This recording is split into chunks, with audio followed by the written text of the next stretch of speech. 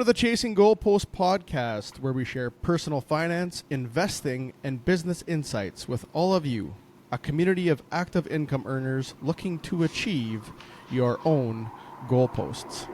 As always, we'll start with a couple quick disclaimers here. The content provided on this podcast is for informational purposes only and should not be construed as advice. The information provided may not be suitable for your specific situation, and reliance on any information is at your own risk. A full overview of our disclaimers can be accessed via our website at www.chasinggoalposts/disclaimers. All right, well, let's introduce our guest today. He hails from British Columbia, Canada. His journey started in a hockey rink where he chased his passion for the game. That passion turned into a successful junior hockey career, along with heading to U.S. college. From there, his love for sports continued as he moved into the business world, taking on various roles within professional sports. Coming full circle, he returned to British Columbia, where he joined the respected family business with the intention and expectation of taking it to the next level. We're going to leave the rest of the story to him. Aaron Berman, welcome to the Chasing Goalpost podcast. Great to be here, Dustin. Awesome. So, Aaron, we always say this, everybody's story is unique, so why don't you tell us a bit about your background, where you grew up, your family dynamic, those types of things. Sure. So, grew up here in, beautiful British Columbia, Surrey, BC to be exact. Grew up in a household where dad was an entrepreneur, owned his own businesses, as well as a junior hockey team. Lucky enough for some of us to be part of that, and I can share some of that in my story. But there was always business around the house, around the dinner table, those sorts of things, and I guess at a pretty young age, just got an appetite for the inner workings of companies, because I saw it, the good, the bad, and definitely the ugly, and what it means to have dad come home from a hard day at work and how that relates to family life. And so it was interesting. It taught me a lot of different things. It, showed me what to do, what not to do, but really had kind of my wheels turning all the time in terms of what I wanted out of my career. Obviously, I was playing hockey at a very high level, and probably like every Canadian kid, if you ask them what do you want to be when you grow up, I'm going to be in the NHL one day. Well, unfortunately, that's a very small percentage of people, but all of those experiences kind of led me to where I am today, and I don't think I would trade any of them. I've got a family of my own, 2 kids, Brock's 11, and my daughter Elizabeth, who's 8, and my wife Jennifer, and we've traveled and lived in a bunch of different places and done a lot of amazing things and had some great experiences. But I can honestly say coming back to work for the family business after all this time is probably the best decision I ever made. And here we are today. So happy to share more of it. Well, we're looking forward to diving into that comment there for sure. So as we start, the podcast a little bit, let's go into that hockey career of yours. Obviously you mentioned your dad owned a team back in the day, but you started in the BC area and, obviously moved around a bit down to the U.S. Why don't you take us from start to finish there on that side? Sure. Played my minor hockey here in the Surrey, Langley kind of area. 2 different associations growing up. Played at a high level all the way through. Had the pleasure of my dad coaching me at a young age, and pros and cons that come with that, as well as I'm now learning coaching my son, which is interesting. Trying not to repeat behavior, but at the end of the day, it's a valuable experience. Got to do some really great things. Played in provincials, played on high performance teams in spring hockey, met a lot of really great people that went on to play in the NHL and that I still keep in touch with today. And that led me into a junior hockey career with the Langley Hornets of the BC Hockey League here.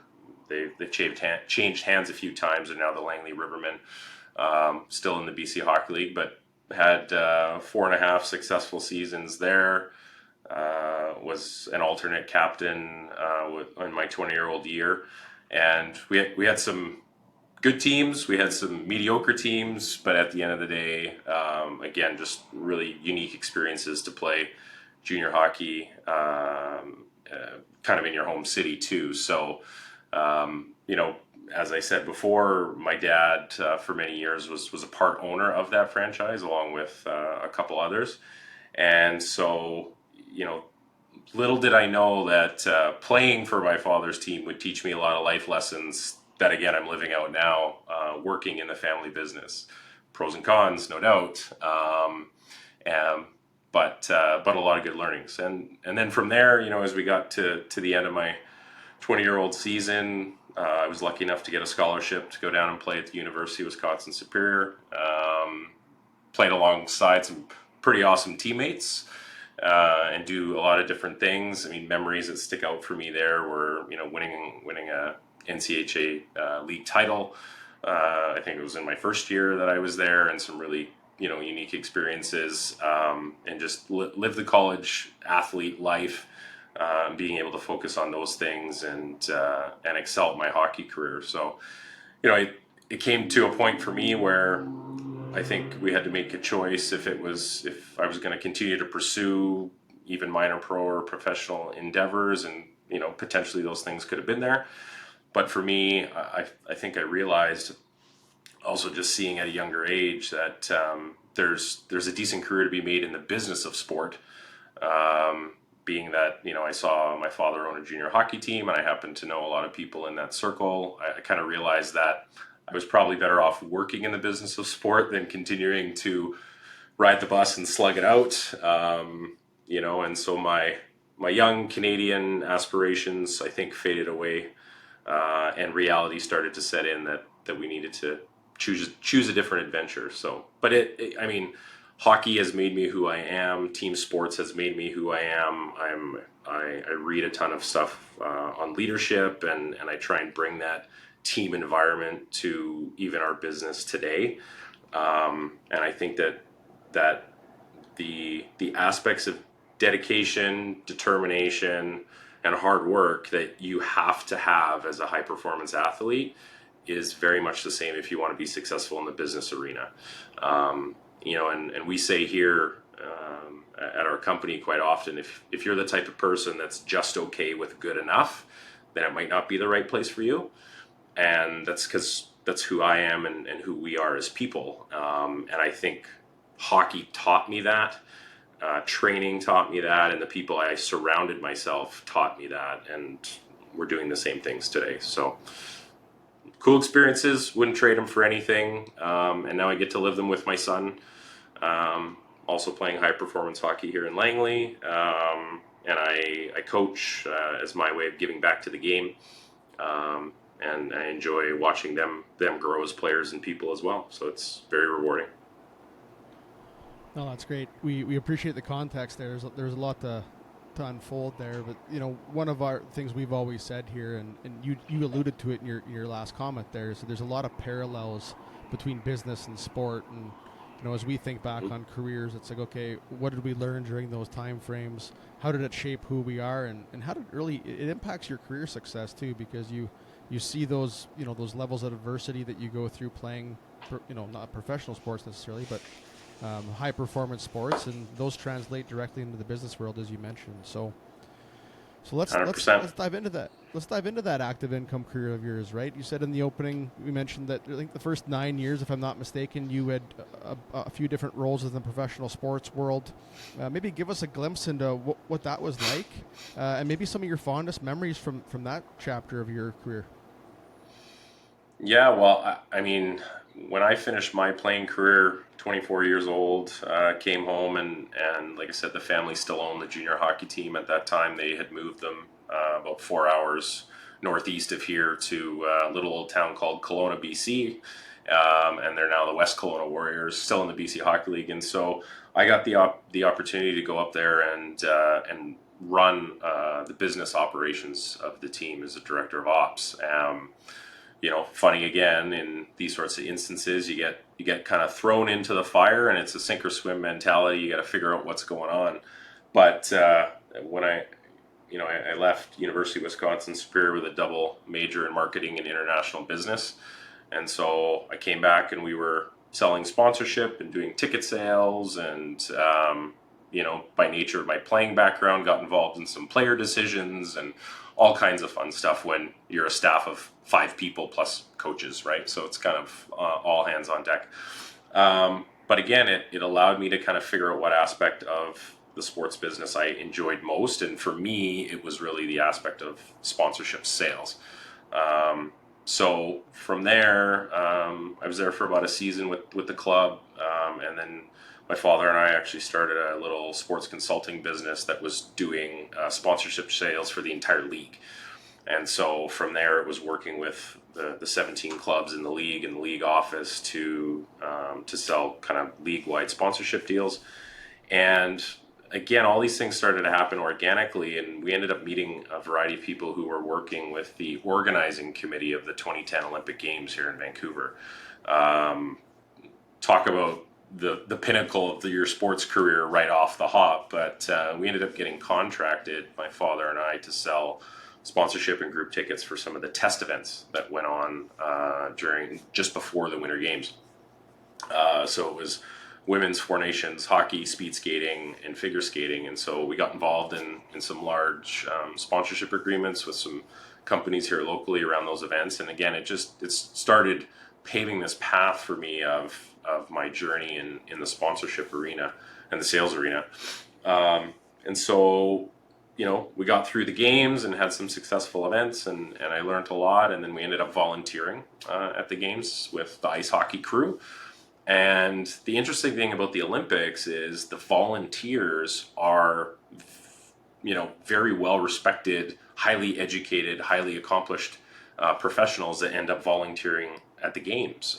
It's a month of your time, and some really well respected people. So I met people from, university professors to lawyers to doctors to inevitably some people that worked for the Edmonton Oilers. And after the games were complete, which, we talk about unique and amazing experiences. There were many, many around the Olympics. I recall this, when you're in the sports world, of course, you meet a variety of people, and there's only so many where you kind of just have this whoa, stop and pause moment. Short story is I walk out onto the bench to prepare for a game between, Russia and the US or something like that. And Vladislav Tretiak is standing on the bench to my right. And I froze, right? I had just seen Wayne Gretzky. I had just seen other people. But for some reason, Mr. Tretiak standing on the bench just looking at an open arena, and I froze. And that was one of the only times that I had that experience. So, but again, really cool and unique things. And obviously being there for the bronze medal games and the gold medal games and those things was great. But the key thing that happened there is I happened to meet some people from the Oilers, and they suggested that perhaps I would put a resume in for their sponsorship department. Well, games ended at the end of February, put a resume in April, and didn't get a call back till August. Had completely wrote it off, was going down a different journey. I get this call from my eventual boss, as the story goes. I'm 4 hours away in Penticton. Would you mind coming up for an interview? Absolutely. 25-year-old kid, hockey growing up. The Oilers are calling, and it's not your draft day. You're driving wherever you're going to have this conversation. So, off I go to Penticton, 4-hour drive away. Made some sponsorship sales stops on the way up for my current job. And 2 weeks later, I had the job, and we packed up our condo, and we moved to Edmonton. So it happened very quick, and it was the start, another start in my sports career. So from there, I spent 2.5 years with the Edmonton Oilers, and then at that time, the Edmonton, then Eskimos, now Elks of the CFL, came calling and were looking to do some work in their sponsorship department. So I felt like it was a good opportunity to go over there and carve a bit of a new path, a new sport. But again, the business principles were the same. Sponsorship sales, I got to lead a team, I got to build a team. And so I migrated over to the Esks and built a successful group, set some sales records, redefined what that department was. Although the product on the field wasn't spectacular from a wins-loss perspective, we were successful in the boardroom, and so I took a lot of a stock in that. So I was there for 3.5 years, um, and and kind of the way that part of my career shaped up is you meet people, you engage with people, and then new opportunities start to happen. And so I became very close with the people at the league office in Toronto, CFL head office, and same sort of thing happened. We're looking to rebuild this department. We need some people, and I didn't know it at the time, but I guess there wasn't a ton of transition from team representatives in these departments moving to the league office. Traditionally, it goes the other way. But I made the shift, and we got an opportunity, and off again. We picked up and moved in a very short span of time to Toronto. So at that point, my son Brock was 3 years old, born in Edmonton, and so we picked everything up when we moved to Toronto for this opportunity. Started as a manager of partnership sales, and over 4.5, almost 5 years there, I left as a senior director of corporate partnerships for the Canadian Football League. Again, amazing opportunities, from running Grey Cups to meeting celebrities to halftime shows to watching teams lift the Grey Cup, all those sorts of things, and engaging with players. But the crazy part is, the thing that I loved the most was engaging with other businesses and getting an understanding of their inner workings. I had very large customers: Canadian North Airlines, PepsiCo, Reebok, Adidas, you name it, Cal Tire, many other partners that I worked with. One of the biggest ones that we worked on was the Shaw presenting contract for the Grey Cup, and that was a very big thing to be a part of. Being a part of negotiating apparel contracts and licensing deals with players, media contracts with TSN and Bell Media, and these sorts of things that went on. And so we got exposed to many different businesses and many different avenues, and that's really what I loved about sponsorship. The league, the product, obviously you have a passion for it.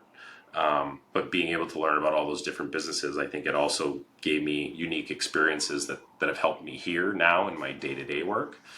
And again, very thankful that I got to be in that world, but also quickly established that still a job, no matter how cool it was to come home and tell your friends, hey, I work for all these really unique sporting organizations, whatever it is, but still a job, still a grind, lots going on, and kind of led me to really thinking about where I want to go next, and what we wanted to do as a family. My daughter was born in Toronto, so having two very young kids, living between Hamilton and Toronto and driving and commuting like crazy people all the time, really checks in on your work-life balance and kind of the lifestyle that we wanted to live. So at that point we need to think about making some changes. So that's kind of, that was a ton to unpack there again. So I appreciate that. I mean, it's very Sorry. clear. No, it's good. That's great. I mean, it's very clear that the network you built and all these roles essentially paved the path for the next role, right? And I think for the audience here to understand, I'm just going to give a bit of Canadian context here. So you're working in the BCHL, which is a Canadian Junior A Hockey League. You get the deal dialed in with the Olympics, and I think that was actually another year that the Canadian men's team won the gold. Just for the rest of the U.S. people listening to this one, I just want to make sure we call that out. little jab there from the cheap seats, but then that Edmonton Oilers role, right? National Hockey League, that's a network that you build. That's during your time at the Olympics, from the Edmonton Oilers and the NHL. It was to the Edmonton Eskimos, I believe, which is the Edmonton Elks now. And for those that aren't familiar with that, that's in the CFL, the Canadian Football League, right? Essentially the NFL of Canada, a different way to say it. For context, and then from there you rolled up into essentially the league office, the Canadian Football League office, and so it's kind of an interesting path that you took there, from junior hockey to the Olympics to the National Hockey League, to the Canadian Football League teams, and then ultimately to the league office. So that is quite a path, for those 9 years. Yeah, and I'm glad you mentioned the network. I'm definitely a big believer in the company you keep. I do it in our business community today. It's more of a passion project of mine. I'm a bit of a sponge. I like learning from other people, and I think again, just like your sports career, whether it's your business career and the parallels, it's that company you keep and the people you surround yourself with that help you grow you as a person, inspire you to do different things, and I always make a point of doing that. Whether it's for gain or not, I mean that can be debated all day long, but you get something out of every relationship that you have, and certainly at these levels when you've got type A overachiever type people, those are the ones that you want to ask these same questions to. Tell me your story. How did you get to where you are? Any advice for future generations? I was young. I was still young, but pushing the boundaries with these people and just getting as much as I can out of them. And the interesting part is when time came for promotion or new opportunity, because I had a relationship with many of these people, they'd pick up the phone and they'd call, and it would be, "Hey Aaron, have you ever considered this?" "No, I haven't, but let's, tell me more." And so every move I made was organic. It wasn't, I can honestly say, there were no resumes, there were no real applications involved. They were all conversations. Besides that immediate opportunity with the Oilers, but even that was because I had a relationship with somebody. So it's really key. I mean, I tell our junior team here, like, go out in the industry and network, go out in the industry and meet people. You never know what your next step is going to be, and you never know when that opportunity is going to come. But if you don't put yourself out there, don't be surprised if it's not you, right? And again, I think it's a good life lesson for people who want to move up and get to whatever the pinnacle of their career is going to be. Yeah, no. If you want something, you got to go get it for sure, and it's also a testament to the work you did, right? Because everybody that saw the work and every role you did obviously was interested in bringing you on board. So, kudos to you for that. One thing I do want to come back to, I don't know if there's going to be a lot of people that are familiar with old Tretiak. You mentioned Wayne Gretzky, who's arguably the best player in the game of hockey, but you mentioned Tretiak. So, for the audience, why don't you just give everybody kind of an idea of why Tretiak was you were so starstruck when you saw Tretch? Uh, well, Wayne Gretzky here in Canada, really globally, is obviously a sports figure. Tretiak, 72 Summit Series. We're giving hockey history now here, but he's not only a sports icon, he's a political icon within Russia. And again, this stoic individual who I've only heard stories about, never met, seen. I've obviously seen videos and heard my parents talk about this, and people I grew up with in the hockey world going, there was this goalie in Russia.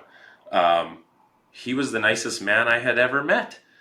And again, in his thick Russian accent, he asked me how my day was. I mean, at the time, I was a volunteer, I was a nobody, but he took the time to have a conversation, and you're standing in the Winter Olympics arena full of media and fans on a regular day. There's literally nobody there, and this icon took time out even just to say hi and have a 5 minute conversation. It was quite daunting when I think about it. And again, at that time, every star that you could imagine I had either crossed paths with, engaged with, washed a jersey for, whatever it was. And this was the individual that I kind of just went, whoa. So yeah, really, really unique story. Like I said, and there's so many others along the way. Certainly in the CFL, dealing with our halftime show acts, people like Imagine Dragons and different things. I mean, again, these are all really unique experiences that I can talk about. But at the end of the day, still just doing a job. So glad that I eventually got smart and made the change. So Well, let's talk about that change a little bit. So, as your professional sports business world, kind of business roles, I should say, concluded, it's clear there was a calling for you to head back to British Columbia and join the family Yeah. business. The family business, being Berman Falk Hospitality Group. Why don't you just give the audience a little bit of a context on what you guys do there? Sure. So Berman Falk Hospitality Group, family business. We produce furniture, case goods is our terminology. Case goods and seating for hotels, mostly in North America, but globally.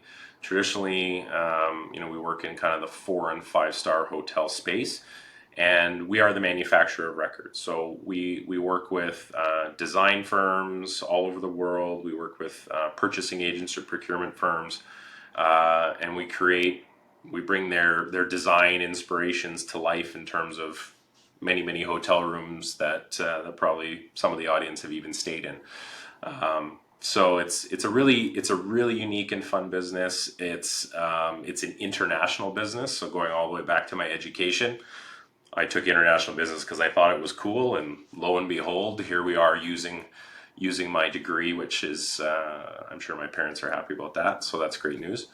And yeah, it's a really amazing business, and for those who know me, my friends who know me, it's you played sports, you worked in sports, and here you are now in the design community and manufacturing space, and I can honestly say that this jock loves design and all things architecture and engineering. So I mean, we can talk veneers for an hour if you really want to. We'll save that for maybe another episode, a separate episode. Perfect. We can nerd out on veneers, and then we can talk a bunch of stuff about spreadsheets and Excel spreadsheets too, and all that fun stuff that we like to nerd out on Great. here. So, Yeah. well, but staying with Berman Falk, obviously every business goes through, a startup at some point, a growth phase, challenges. Why don't you take us Yeah. through, maybe educate us a little bit on the humble beginnings that, the early days with your dad there, and then, all the way to current day where you're a well-established, well-respected business. Sure. Yeah. The business, I guess, for all intents and purposes, started in about 2002. So before my time here. Um, the It was started out of literally a small woodworking shop about 20 minutes from where I sit today in Abbotsford, British Columbia, and was a business that my dad's partner, Paul, the folk side, his uncle had actually owned. There was a small business doing arts and crafts type furniture, if you would, solid oak type pieces with maybe 10 to 15 craftsmen kind of on the shop floor. Decently successful for what it was, but Dad and Paul, Gary and Paul, had been partners in a couple different businesses. One was a company called Light Architectural Products that did industrial lighting. So we walked through many airports in North America, schools, libraries, all sorts of things you look up. Those are the fixtures that they did. They sold that business. I think my dad was 40 or 42, retired the first time. That's when the hockey team was purchased, and then they got back together to apply lessons learned and start another one. So they grew the business in a short amount of time. They ended up building a state of the art manufacturing facility just not far from here, kitty corner to where the old lighting company was, and doing high end residential furniture in all the high end showrooms in North America. Those sorts of things. Worked with acclaimed designers, and then 07, 08 financial crisis hits, and effectively they lose everything.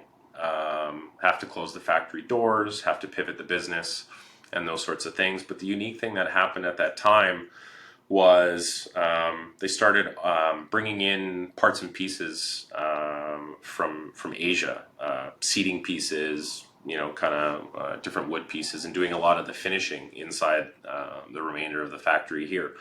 And what that led to was the company entering into the contract world. Hospitality is kind of a wide business, so you've got everything from hotels to restaurants to public space areas, variety of different things. And so I actually did a bunch of dining chairs for Morton Steakhouses throughout North America. And the company kind of just from there organically grew, grabbed on a sales rep. One order became two, two became four, four, six, six to 10. and now we're doing anywhere from 40 to 50 projects a year, all across North America, mostly 4 and 5 star hotels, both again case goods, furniture, and seating. So grew very quickly. The day I started, which 7 years ago now, 2017, there was about 21 people in our office. Today we're over 60 people in 4 different countries. So it's a steady amount of growth over a 7 year period. And, again, all done organically. They're sure everybody has, 5 and 10 year plans and different metrics around growth and those sorts of things. But it was all done very organically, again, through relationships. My dad is a serial entrepreneur, has only ever worked for himself, typically on the sales and marketing side, where his partner Paul was always back of house, operations, finance, those sorts of things. And so I was brought into the business to effectively work with Paul on the operations side. That's where my passion lied, although I have a sales background. And then my brother Daniel's in the business on the sales and marketing side. So again, kind of working that front of house, back of house model. And the two of us were effectively their succession plan going forward. So, again, I came in as an operations manager, learned every department as best as I could, managed projects, because, you kind of have to do the role before you can train the role, sort of an idea. And then just over the years, we kind of grew, both in people and revenue, and our own skill sets. And so it went from operations manager to director of operations to VP, and as of November 1st, 2023, I'm now the president and a partner in our business. My brother Daniel is our executive vice president, and Gen 2 is officially leading the way and carving out the future of what this business can look like. Well, congrats on that. That's amazing. Thank you. Great, first and foremost. And I think I appreciate the context on the business from, let's call it the humble beginnings in 2002. A lot of people would look at businesses like your family business and say, oh, they're an overnight success story. It's actually 22 years in the making, blood, sweat, and tears. 07, 08, I'm sure you're, a lot of stress going on at that point. You're letting people go. Families are being affected. Business is, essentially disappearing to all of a sudden where you are today, 22 years later after the 2002. So we always like to say here, everybody says, oh yeah, it's an overnight success story, but it was really a 22-year overnight success story. So we appreciate and respect the journey there that your family's gone through on the path.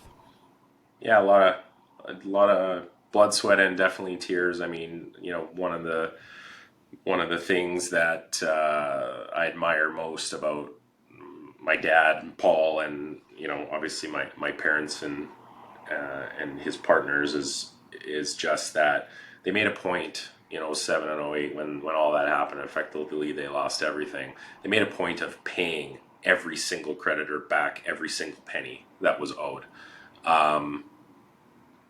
No filing for bankruptcy, none of this kind of stuff. And I don't really know a lot of people that would have done that. I think it just makes where we are today that much sweeter, knowing that, as Dad says, he's been through the valley of death more than a few times. And one of the biggest pieces of advice, people ask me, I'll speak on a panel or something will happen, what's the advice your dad gave you? And one of the things he even still says to me today, he goes, Aaron, it takes a ton of courage to be patient. For those who know me, sometimes I'm not patient. But those words always ring true to me because you can't go through the things that they've been through and not have that fortitude, if you would, and understanding that it is a journey. It is not an overnight success. And I think that it also speaks to where we want to go, going forward with the business, holding the legacy of the name and the product and the story that is behind it. But still carving our own journey at the same time. So it's definitely a bit unique, I think, in how they navigated a really difficult situation. So Yeah, no, for sure. I mean, the thought that came to me was you were going through that as character, right? Building on the character, the foundation those guys built. And, Yep. You guys taking it to the next level now, and you mentioned Gen 2. So you mentioned a few roles that you've had within Berman Folk since you started in 2017. Let's just walk through Mhm. maybe what's been the most challenging for you in that evolution, and maybe the most rewarding as well. Um, I think early on the challenge was trying to just understand the industry. A lot of new terminology. I mean, again, the things that we deal with every day. Um,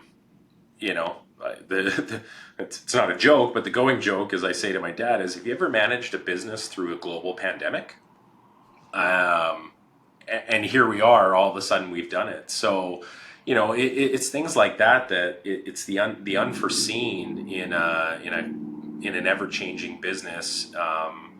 Is definitely part of the challenge. We've also had to be nimble and quick and change and do a variety of different things. I mean, in a business where every product is custom, we don't have a catalog, there is no inventory, everything we do is custom. I obviously didn't mention that before. It's all about creative problem solving and solutions. So really what we're in is the customer service business. And so having to figure that out on a daily basis with whatever challenge is coming at you is obviously a unique piece of it. I think the reward is when you do solve those issues.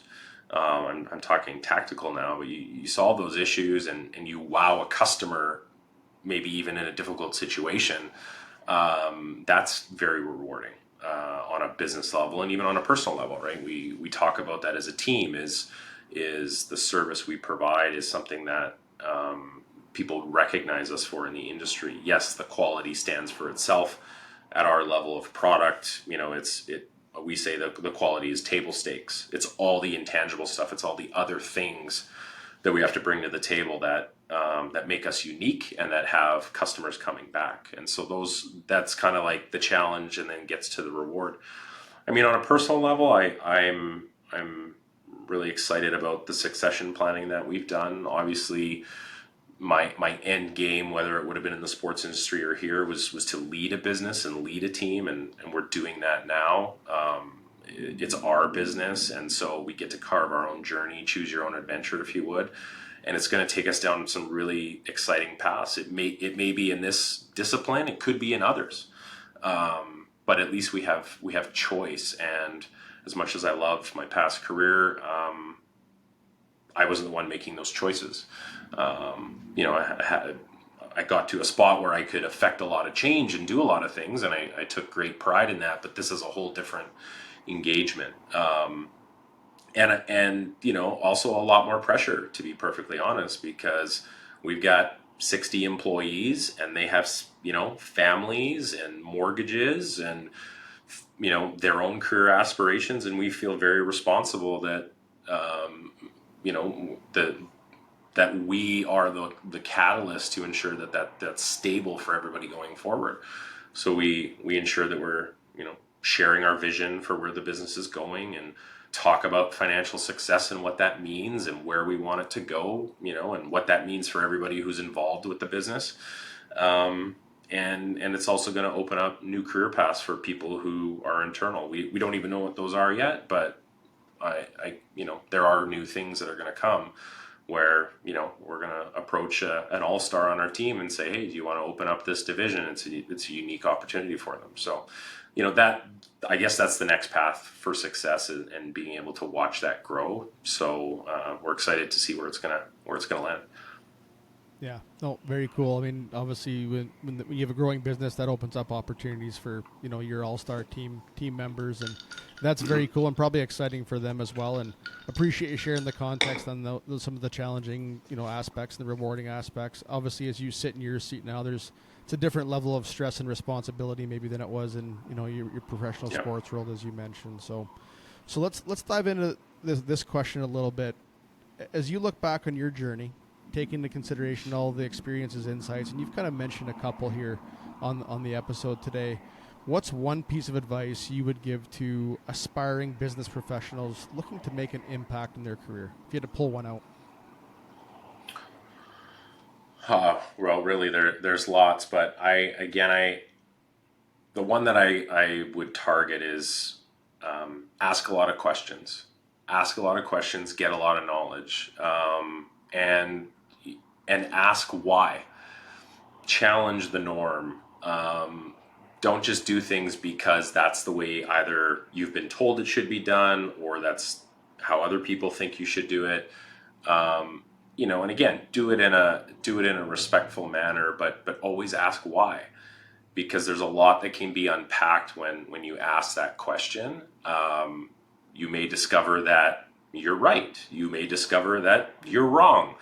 But no matter which part of that, you're going to learn something, and you have to continually learn, and you have to continually grow, because what's the definition of insanity? Doing the same thing on repeat, right? And so that, for me, that's been the biggest thing. And I tell a lot of people, just be inquisitive, ask a ton of questions, get a lot of insight. If you get a response, like I said, could be the right one, but still ask why, and just challenge the norm. And I think that I've been able to do that, and it's led to a lot of really good things. It's also led to a lot of personal reflection, and both of those things are part of the learning journey. So you may as well ask a ton of questions. No, that's great. Well said, my friend. Be curious, ask questions, ask why, and challenge the status quo. If I could summarize that probably in a sentence. Yep, perfect. Good deal. Well, listen, we always ask every one of our guests this question. And it's not the easiest question to answer at all times, but as you look at your journey, your life, both personally and professionally, what is Aaron Berman chasing? Wow, it's a great one. I think two parts. I'm chasing work-life balance. There's no doubt. When your family name is on the door, sometimes it doesn't ever turn off 24/7. Especially when you have a team in Asia, it really is 24/7. But I'm chasing inspiration. I'm looking for the next thing that's going to continue to. I mean, obviously our business does, but that's going to get me out of bed and go, I'm excited for what this could be. So I'm chasing some inspiration on a personal level right now, what that can be. And I think I'm always chasing growth and personal success. And that's, again, if I've really, and you've helped me stop and look back at my career today, but if I really, think about what that is, it's always kind of chasing that growth trajectory or that next path. And again, I can't sit here and say I know what that is today, especially when I've, effectively made it to the top of where I wanted to be here. But there's always more. And there's different avenues that it can take me down. So it is a tough question. It is, and it's part of the reason why we called this whole platform Chasing Goalposts, because we couldn't answer it ourselves for the longest time, to be totally frank. And it's one of those things, is if you're chasing growth, right, which I think a lot of people are, whether they realize it or not, they chase growth, they achieve their goals, and they set a new goal and they start chasing another one, right? And so I think when you're chasing growth, the destination is the journey. And so as some of my mentors have said, there's no finish line. So enjoy the journey, because it is the destination type thing. So well, good. Totally. Man, listen, we've had amazing feedback here from you today. Thank you very much for sharing your story, experiences, insights. We've covered anywhere from playing hockey at a high level to joining the professional sports world, whether it be at the junior level, Olympic level, professional hockey, professional football, league offices, and then kind of coming full circle back home to join the family business and lead the second generation on that side. So if any of our viewers wanted to get in touch with Aaron Berman, what would be the best way to do so? You can email me. I'm kind of an open book. So Berman@bermanfalk.com. You can look me up on LinkedIn. Happy to have conversations with interested people. As I kind of shared, ask why, ask questions. It's the best way to start a dialogue. So happy to have a conversation with anybody interested in talking about their own goalposts. No, that's awesome. And just for clarity for the audience and for you, we'll link your LinkedIn profile, do the show Sure. notes here as we go live with this episode. But I think, at this point, man, we really appreciate it again. If there's anything else that you'd like to share before we wind things down here, I'm going to give you the floor. Besides hockey stories, yeah,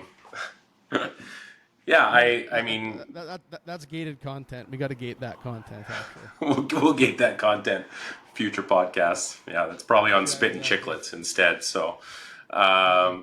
yeah, I just, again, I think that, your career is definitely a journey, and for me, being able to carve my own destiny and now be in control of where things are going has been kind of a godsend for me.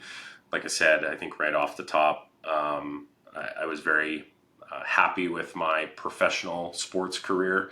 But the best decision I ever made was coming back and working for the family business. It's been incredibly rewarding. And so if there's anybody out there that has that opportunity, definitely consider it. It's not easy. It's not for everybody, but it can be incredibly rewarding if you go down that path. Awesome. Listen, man, appreciate that. Say hi to the fam for me, and Will do. we'll let you go. Sounds good. Thanks for having me. Thanks for joining us.